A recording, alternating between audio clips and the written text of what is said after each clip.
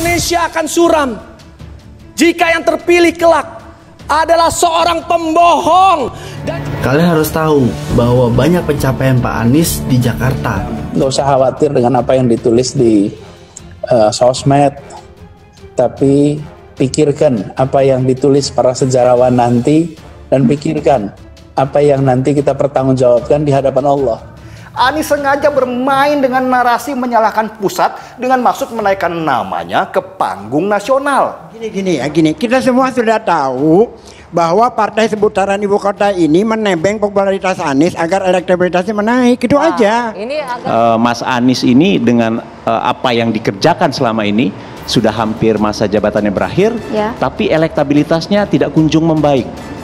Ini kalau tadi calonnya bukan Anies pun, katakan calonnya Babe Haikal, itu menang lawan Ahok. Ada orang yang dengan menggunakan segala cara, bersedia menggunakan segala cara meraih kekuasaan. Sebentar. Itu tidak boleh terjadi. Kader PSI mampu melakukan ABCD yang sampai sekarang masih bingung. Kerja itu butuh eksekutor, bukan motivator.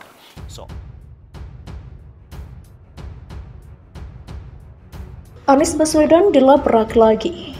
Kini kader PSI ungkap fakta ketidakmampuan Gubernur DKI Jakarta. Di masa-masa akhir jabatannya, Gubernur Anies Baswedan digempur habis-habisan oleh pelbagai pihak, termasuk para politisi. Bila sebelumnya sosok yang aktif menyerang Anies Baswedan adalah Gilbert Simanjuntak, politisi PDIP, kini giliran politisi Partai Solidaritas Indonesia atau PSI yang melakukan itu adalah Justin Andrian Untarana, politisi SPI. PSI yang kini menjadi anggota Komisi D DPRD DKI Jakarta dari fraksi PSI. Belakangan ini kader PSI itu tak henti-hentinya menyerang Gubernur DKI Jakarta Anies Baswedan.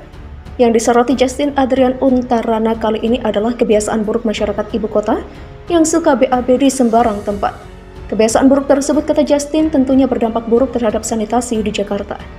Salah satu kasus yang memantik Justin melontarkan pernyataan keras terhadap Anies Baswedan adalah peristiwa tewasnya warga Matraman, Jakarta Timur bernama Yeni Rosita, 37 tahun. Yeni Rosita meninggal dunia karena jatuh dari toilet bambu di rumahnya yang berada di bantaran Kali Ciliwung.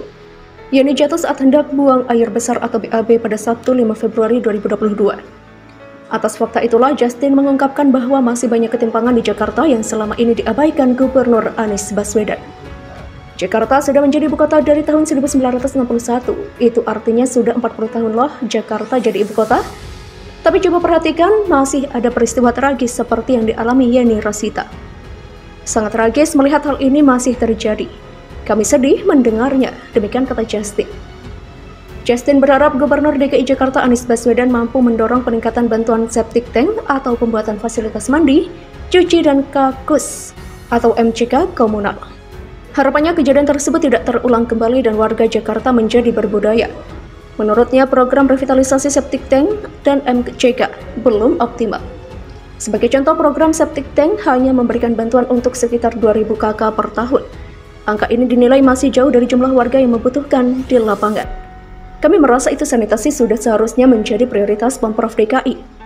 Fokus Gubernur Anies harusnya membahagiakan warganya, tidak hanya dengan ajang balapan Formula E, tetapi juga dengan memenuhi kebutuhan dasar, jelas Justin. Proyek revitalisasi tangki septik atau septic tank yang dikerjakan Pemprov DKI Jakarta masih tersisa 3.983 titik lagi.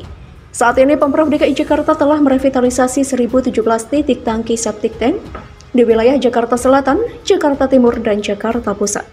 Seperti diketahui, Kepala Dinas Sumber Daya Air atau SDA DKI Jakarta Yusmada Faizal mengatakan proyek revitalisasi tangki septik telah dimulai sejak 2020, lalu yang ditargetkan selesai 2022. Total tangki septik yang bakal direvitalisasi mencapai 5.000 titik dan tersebar di berbagai lokasi Jakarta.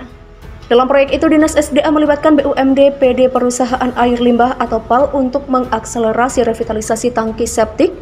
Subsidi ini diadakan sebagai upaya pemenuhan hak atas sanitasi layak untuk masyarakat. Demikian kata Yusmada. Berdasarkan data dari SDA DKI Jakarta, total revitalisasi tangki septik sampai tahun 2022 mencapai 5.000 titik. Pada tahun 2020, revitalisasi tangki septik dilakukan di 434 titik wilayah Jakarta Selatan dan Jakarta Timur. Sementara pada 2021, tangki septik telah terpasang sebanyak 583 titik di Jakarta Pusat Jakarta Selatan, dan Jakarta Timur dengan target penerima manfaat mencapai 2.000 kepala keluarga di akhir tahun 2021.